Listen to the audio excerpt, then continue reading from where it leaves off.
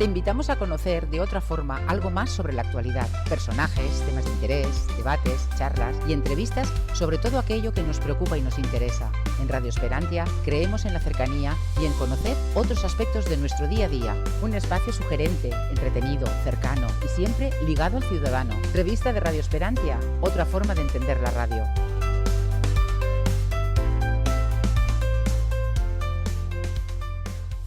Hola, ¿qué tal? Muy buenas. Bienvenidos a una nueva entrega de la revista de Radio Esperantia. Como siempre comentamos al principio, para recordarlo a nuestros oyentes o también para que lo sepan los que se incorporan por primera vez, es el rinconcito que tenemos en radioesperantia.com dedicado a la cultura.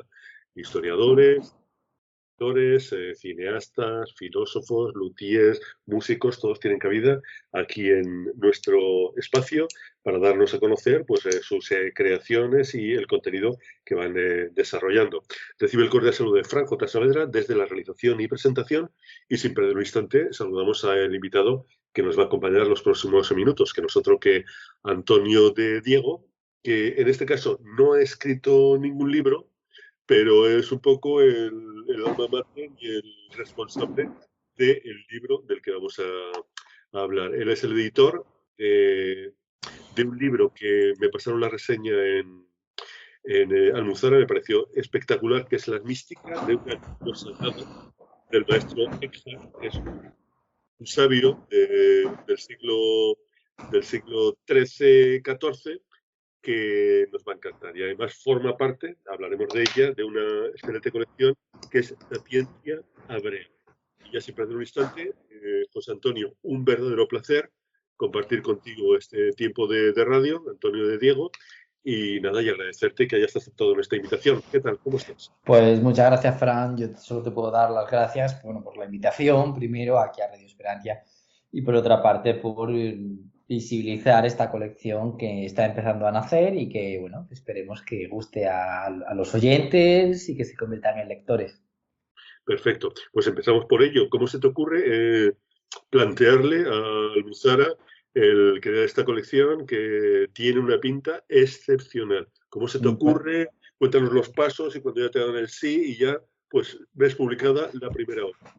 Pues mira, yo he colaborado con Almuzara en otras ocasiones y publicamos hace poquito una nueva traducción del Corán al español, que ha sido uno de los grandes trabajos en los que yo he realizado en los últimos años, absolutamente fascinante. Entonces yo he tenido la suerte de poder acercarme al mundo editorial, no solo como autor, que ya lo he hecho otras veces, sino estas veces como editor o como director de colección, que me ha obligado, pues bueno, lo primero a seleccionar temáticas y lo segundo a acercarme a un trabajo que no me era tan conocido, pero que es muy fascinante, que es, pues eso, construir el aparato, construir o reeditar textos que tienen un valor especial.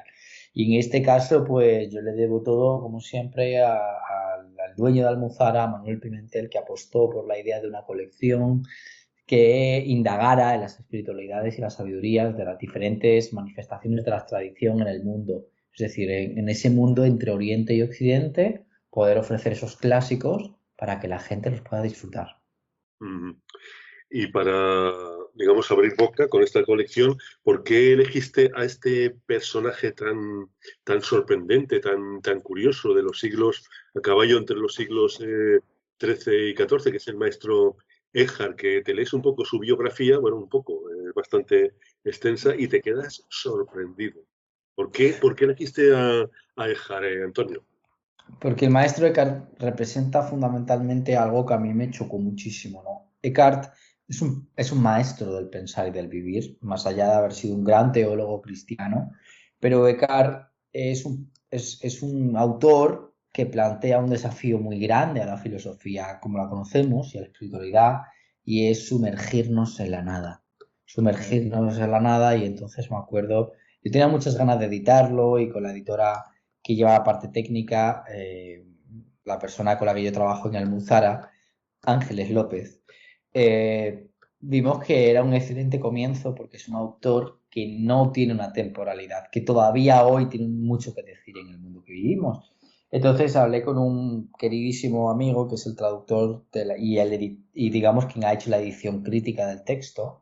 Y me dijo, ay, hay dos manuscritos que no han sido puestos en valor en estos últimos años porque no, parecía que no le interesaban a nadie. Y le dije, venga, vete a Alemania, cógelos. Y él hizo la edición, la traducción, y yo hice el epílogo y un poco pues, la dirección de la colección.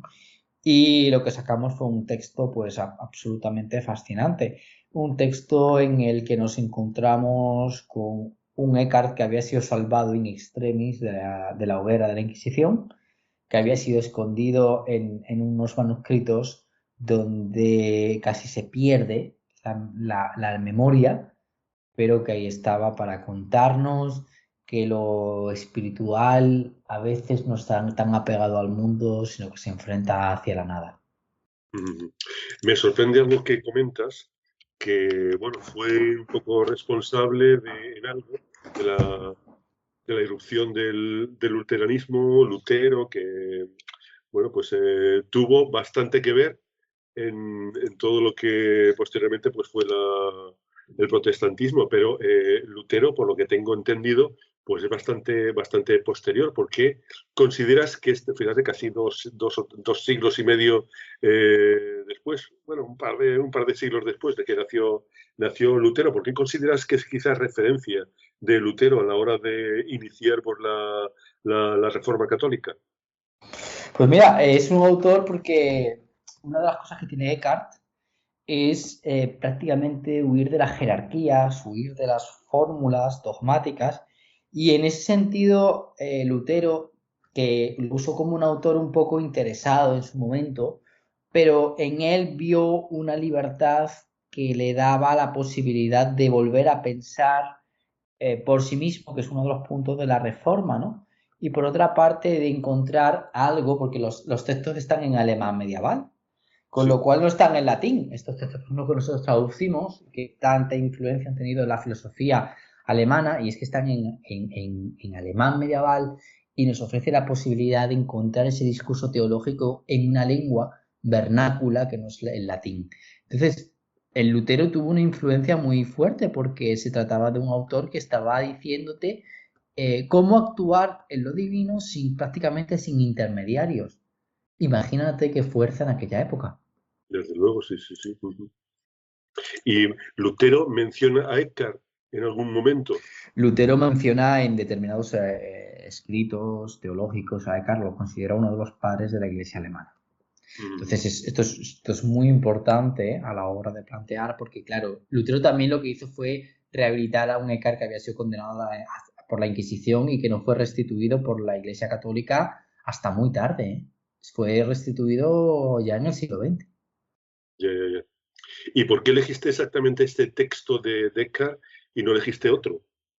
Pues mira, esto es una cuestión técnica. Nosotros vimos que había traducido en español, que podía tener más interés, y vimos que, por ejemplo, para la comunidad filosófica, estos textos, que son textos atribuidos a él, fueron los que leyeron los filósofos del romanticismo. Y entonces decidimos, pues fue una decisión pues, para no publicar lo que otros han publicado de nuevo, porque no Sí, sacamos algo nuevo que esté inédito. De hecho, la edición crítica, que es la parte, esta edición es bilingüe, ¿vale? Entonces, la edición crítica, que viene con todo el aparataje alemán, eso, por ejemplo, para que tú te hagas una idea, Frank, es totalmente nueva, con lo cual es un documento, por una parte, filológico histórico, y por otra parte es un ofrecimiento al lector español que tenga una primicia de un texto que prácticamente no se conoce. Entonces, estos dos manuscritos, que uno está en Berlín y otro está en Suiza, en sí, Einsendel, entonces decidimos publicarlo en ese sentido. exactamente. ¿Y qué es lo que se va a encontrar el lector cuando abra las páginas de este magnífico libro, Antonio? Pues el lector se va a encontrar fundamentalmente con un texto o con una especie de, como de comentarios o un texto que son textos cortos, son una serie de textos cortos que nos ofrece la espiritualidad como si fuera una espiritualidad sin ningún tipo de intermediarios, una espiritualidad que lo que busca es un concepto además muy radical que se basa en la idea de si fuésemos capaces de llegar a la nada, ¿no?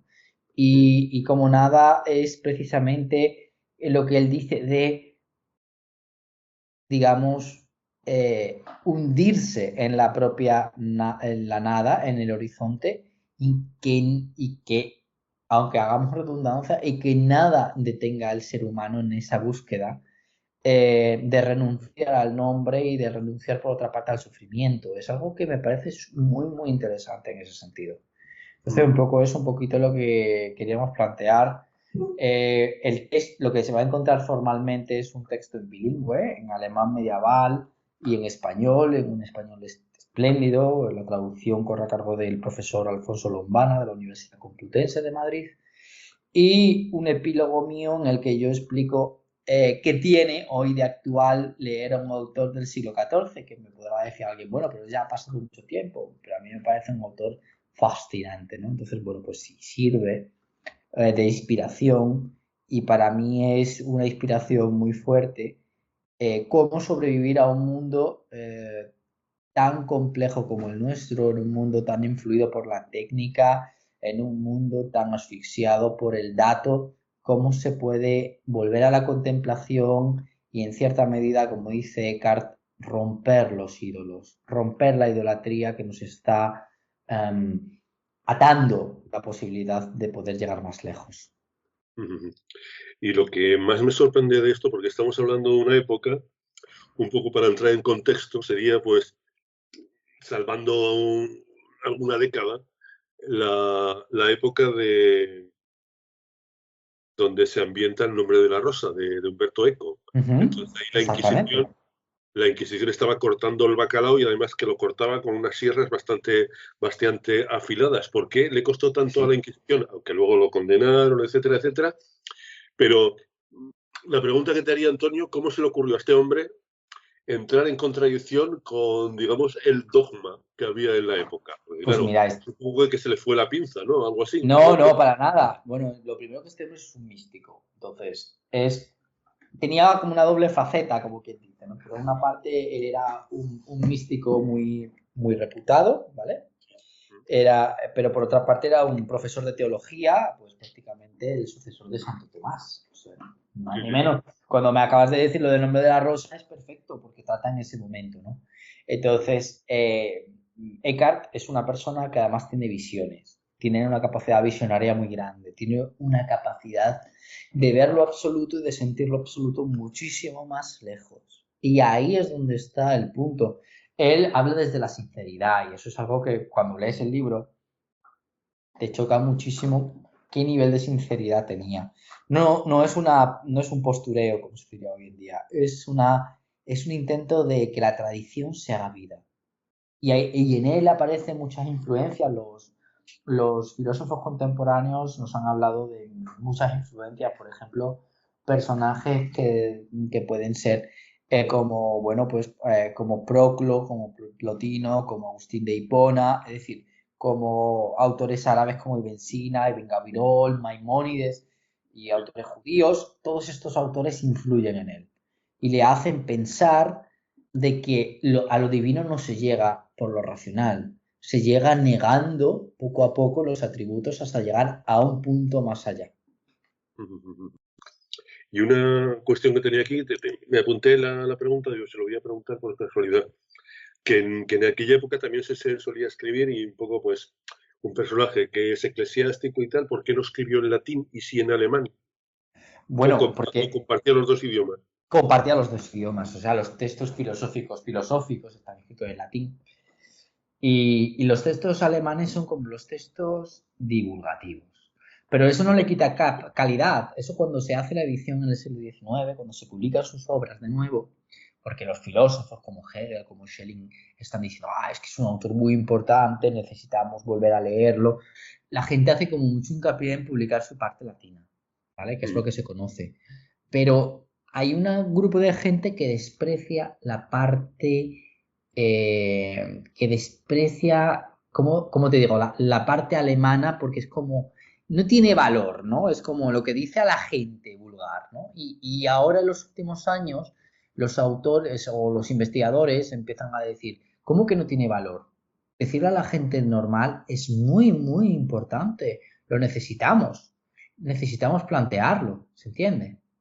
Y ahí es donde está uno de los puntos más complejos desde mi punto de vista, ¿no? Cómo se puede plantear, ¿no? Exactamente.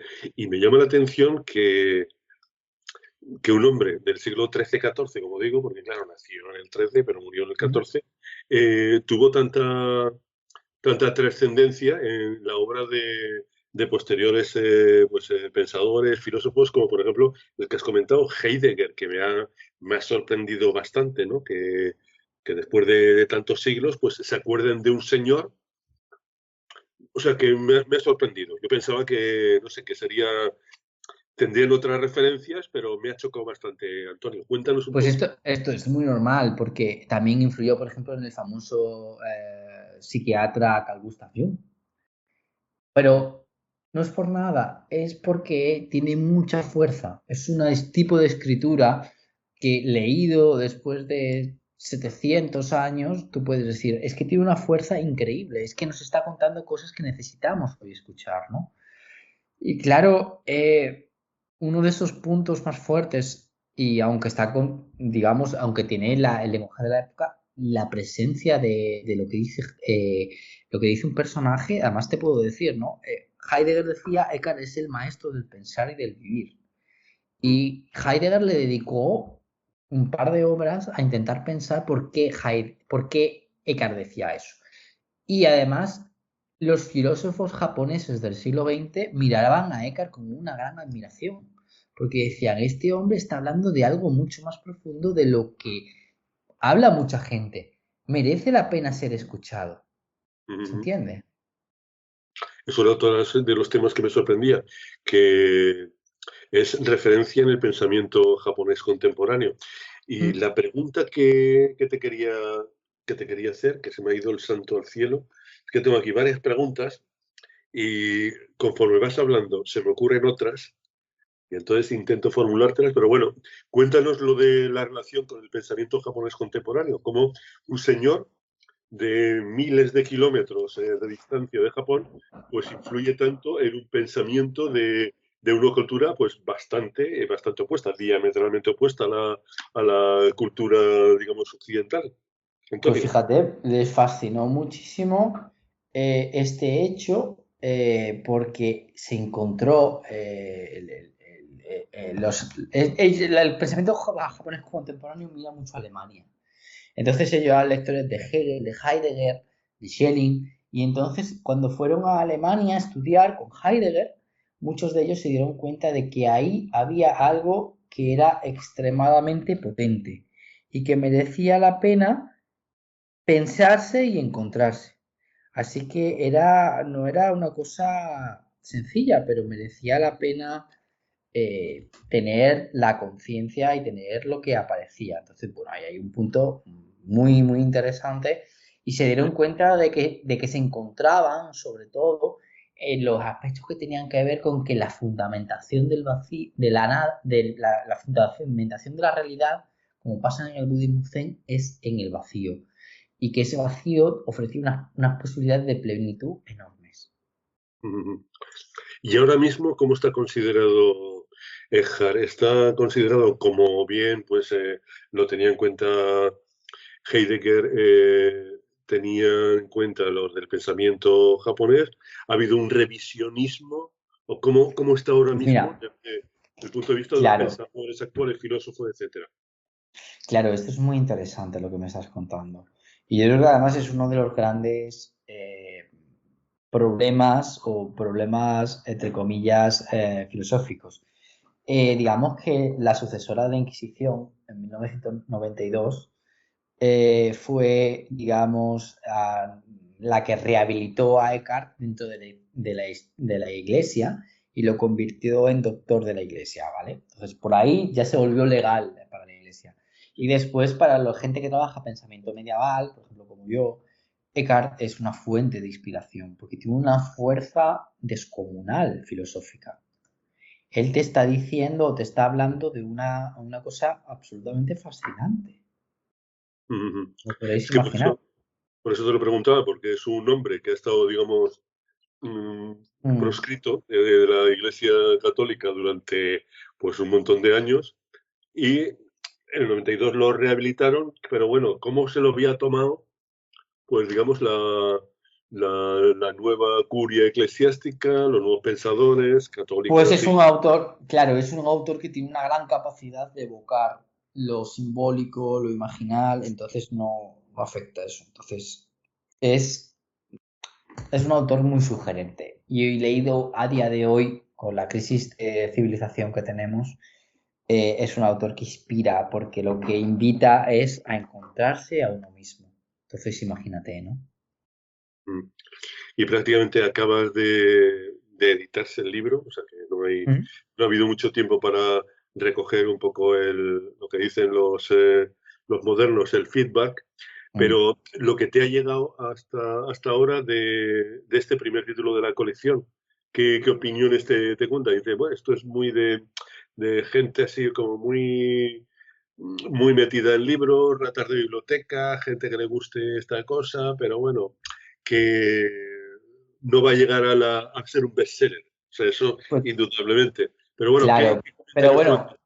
y claro, nosotros normalmente siempre sometemos, como quien dice, nosotros sometemos a especialistas o a gente que sabe los libros antes de publicarlos. Entonces, las críticas que hemos tenido son muy positivas y muy prometedoras, porque lo que hemos conseguido es un proyecto que pueda ser leído por un especialista en la parte alemana y se fascine por lo que se ha hecho de reconstrucción del manuscrito, pero por otra parte que el lector completamente profano, digamos, a esos temas pueda disfrutar. Y de hecho es uno de los objetivos de la colección, es decir, ser extremadamente rigurosos, ¿vale? Pero por otra parte, nunca decir que no al lector que le apetece descubrir sobre esto. ¿Se entiende? Entonces, para mí es muy importante la calidad editorial a nivel pues, de las últimas, usando, digamos, como yo digo, entre comillas, la ciencia, ¿vale? La ciencia de la filología, pero por otra parte, que sea un libro accesible y a eso ayuda fundamentalmente el epílogo, que nos sitúa dónde estamos, por qué es importante, por qué deberíamos leerlo, etcétera, etcétera, todo lo que podamos. Es un poquito lo que yo he intentado plantear en un libro como este y que la colección hace, que textos antiguos tengan una interpretación en el mundo contemporáneo y que el lector lo pueda disfrutar pues a lo grande en muchos sentidos. No es solamente para especialistas, filósofos y especialistas en filosofía medieval, sino para gente que quiere buscar o que quiere fascinarse con estas historias. Pues por lo menos ya has conseguido algo, que es interesarme a mí concretamente por este señor, porque a mi Éjar era como una especie de pie de página de una referencia a él de otros autores, pero nunca me había metido a fondo a conocerlo. Esto que lees, pues es, vale, perfecto, pues es un hombre que ha escrito tal, tal, tal, pero bueno, me empezó a interesar a través de la reseña que me mandó Almuzara, me pareció interesantísimo. Y te comentaba antes la presentación, pero aquí los datos que tengo, que la publicación fue el 20 de septiembre y la presentación es el 4 de diciembre de 2024. O sea que todavía Exactamente, lo los mismo. que estén en Madrid podrán disfrutar de la presentación, pero bueno, está en librerías ya, ¿eh? Lo puedes buscar en librerías, está en las principales librerías, pero es verdad que la presentación será en Madrid el día 4 de diciembre, lo publicamos el 20 y bueno, estamos deseando pues que los lectores nos digan qué les parece y que lo disfruten. ¿Y tienes pensado ya el segundo libro de la colección, Sapientia Brea, o todavía Sí, estás... ya está en prensa, como quien dice, ¿no? Bueno, está en los procesos editoriales, ¿no? Que será un libro en el que precisamente se discuta las influencias de los famosos gnósticos en un autor como Hegel. Así que intentaremos ofrecer, pues, que es hecho por un brillante investigador, un joven investigador que bueno, va a ser un portento y un poco hemos querido darles espacio para que él nos cuente cómo ese pensamiento olvidado, como decía Carl Gustav Jung, vuelve a surgir en el mundo en el que estamos viviendo. La colección es una maravilla y la única pega que tiene la colección que no podemos entrevistar a los autores, porque el caso de Edgar, pues fíjate, hace ya falleció en 1328, pues fíjate. Pero bueno, lo que le comenté al amigo José María, jefe de prensa de Almuzara, que sería bueno pues hablar de este libro y es lo que estamos haciendo. Y bueno, pues por eso Pues bueno, nos perfecto. pusieron en contacto con Antonio y con Antonio pues estamos aquí prácticamente como si fuera el propio Edgar, ¿no? No llega, no llega a tanto, pero bueno, que nos está acercando mucho a su vida y obra. Antonio de Diego, que es el editor de Edgar, La mística de una luminosa nada. ¿El título era de algún título de él, de algún libro concreto, o lo habéis sacado un poco porque os ha gustado? O cuéntanos el Lo título. hemos sacado en el contexto de su obra. En ese sentido, hemos querido sacarlo en el contexto de su obra. Es lo que representa su obra. Es una mística basada en una nada luminosa que puede inspirar, ¿no? Ahí está, porque el título también me llamó la atención, que es un título, digamos, no convencional. Dijémoslo así, ¿no, Antonio? Que llame la atención, que eso siempre es bueno. Hubo mucho debate para elegir el título. Pues la verdad es que no tuvimos muchos debates. Nos sentamos y en 15 minutitos habíamos acabado. Pues fíjate, qué maravilla. Pues vamos a pasar a las preguntas que le hacemos a todos los escritores. En este caso tú eres editor, pero bueno, las hemos adaptado a ti como editor y como en este caso pues responsable de una colección fantástica que ve la luz con este magnífico libro, La mística de una luminosa nada de Eckhart von Hawking, que es el nombre completo de este pensador alemán del siglo XIII-XIV. ¿Eliges algún despacho, algún cubículo, alguna habitación a la hora de escribir o meterte a crear? ¿Te da igual? ¿Eliges día o noche? ¿Te gusta con música? ¿Sin música? Cuéntanos un poco tu entorno a la hora de escribir, crear o editar este tipo de libros, Antonio. Pues precisamente yo lo que me uso es el despacho de casa. Tengo allí tranquilamente, me siento y me pongo a trabajar. Así que con algo de música y magnífico. ¿Música de algún tipo concreto o Pues te mira, da igual? a mí me gusta mucho trabajar con la música de Claude Debussy y del impresionismo francés me ayuda mucho a concentrarme. Fíjate que todavía no he encontrado ningún autor que me diga, pues a mí me gusta el heavy o el rock duro. Porque claro, Los hay. Yo sí, ¿conoces alguno? alguno conozco yo, que hay gente para todo, pero yo soy mucho más clásico. No, es que claro, con el tipo de música clásica, que es bastante suavita en términos generales, porque también hay música clásica bastante potente, pero que es bastante tranquila y que invita pues eso al pensamiento, al recogimiento, a pensar, etcétera. Antonio, ¿has hecho alguna incursión en la inteligencia artificial? ¿Te has adentrado? ¿Has mirado algo? ¿Qué opinas? ¿Crees que, como piensan algunos creadores, nos, nos vamos a ver obligados a tirarnos por un barranco porque ya no vamos a conseguir trabajo, que la inteligencia artificial lo va a hacer todo? ¿O eres de los que opinan, como yo, que es una herramienta más que hay que añadir a las múltiples herramientas que nos van a ayudar en el futuro a realizar pues, nuestro trabajo? ¿En Pues qué yo corriente? opino como tú, realmente. O sea, eso es una herramienta, se puede usar, no hay que abusar, pero vamos, tampoco hay que pensar que nos va a quitar el trabajo. De hecho, si no le preguntas bien, yo siempre digo a mis alumnos que el trabajo de mi asignatura no se puede aprobar ahí, ¿no? Entonces, ahí tenemos un trabajo muy, muy interesante y es que nos puede ayudar, pero a la lectura no la puede suplantar, ¿eh? Ya, eso sí. Porque hay mucha gente que no lee y cree Exacto. que...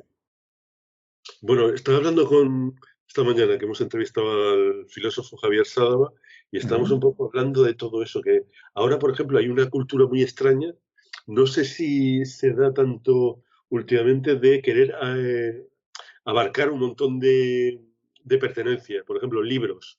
Hay gente que te Mm. dice, no, yo tengo me descargué el otro día 30.000 libros. ¿Pero dónde vas con 30.000 libros? Si lo importante Claro, es tenerlos, es leértelos, aunque no los... exactamente. Por ejemplo, hay una cosa que es que no lo consigue. Para mí, por ejemplo, una de las cosas más complejas o más difíciles es plantear una lectura, por ejemplo, que yo, por ejemplo, para trabajar necesito el papel.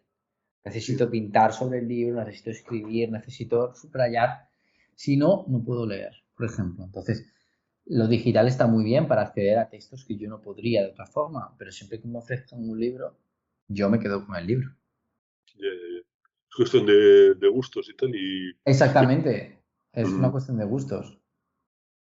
¿Qué te iba a decir? En este debate que llevamos meses, creo yo, analizando, opinando sobre si se nota en la intensidad de la escritura que un escritor depende de la literatura para vivir / completar sus ingresos. Esto lo subrayo porque es muy difícil vivir de la literatura, pero bueno, ya me entiendo.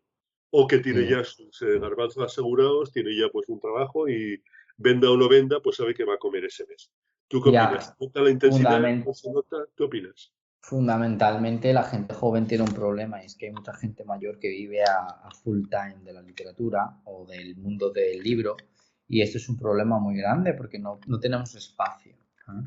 Porque eso lo dice mucho la gente mayor que conoce y dice, bueno, si tú hubieras vivido hace 40 años hubieras podido dedicarte pues a escribir muchas cosas y tal, y es verdad que nosotros tenemos un hándicap, prácticamente ninguna persona joven, prácticamente de mi edad, puede vivir del mundo de la literatura, no se quede un pelotazo, pero eso es muy complicado, entonces realmente mi caso, por ejemplo, yo vivo de profesor de universidad, mucha gente que vive en el mundo de la edición, del periodismo, entonces esto se convierte casi más bien dicho, en un hobby, ¿no? Y aparte de la edición de este tipo de libros, de la colección que hemos comentado, ¿tú tienes algún texto que publicas, has publicado? ¿En qué tono vas? ¿Si es ensayo? Pues fundamentalmente yo publico ensayo y artículos académicos. Si buscan mi nombre en Google saldrá todo, porque prácticamente todo lo tengo libre y es muy fácil. Así que no es una cosa muy complicada, la verdad. Perfecto. Pues ya te enlazaremos. Pues Antonio, sí, verdadero. Sí, dime. No, que magnífico, muchas gracias. Pues Antonio, ha sido un verdadero placer compartir contigo este tiempo de radio aquí en radioesperantia.com y como vemos que esta colección pues tiene una pinta fantástica, cuando ya tengas digamos ya en librería el segundo volumen, que me parece también muy, muy sugerente e interesante, pues si quieres volvemos a contactar y nos hablar del contenido, ¿te parece? Por supuesto, pues yo me he encantado y bueno, pues tendré a Radio Esperantia a partir de ahora muy, muy cerca y encantado y muchísimas gracias por el espacio que nos habéis dado. Pues muchísimas gracias a ti y lo dicho, que volveremos a contactar. Y nosotros pues también pues nos despedimos, recibe el correo de Franco Saavedra desde la realización y presentación. Ya sabes que el texto, todos los enlaces para que conozcas a Antonio de Diego, conozcas esta colección fantástica, conozcas un poquito más a Éjar y que te adentres en esta historia de personajes fantásticos que además han tenido pues mucha importancia en el mundo del pensamiento en general de toda la humanidad. Como te digo normalmente al final, a ser moderadamente felices y hasta la próxima. Muchísimas gracias. Radio Esperantia, otra forma de entender la radio.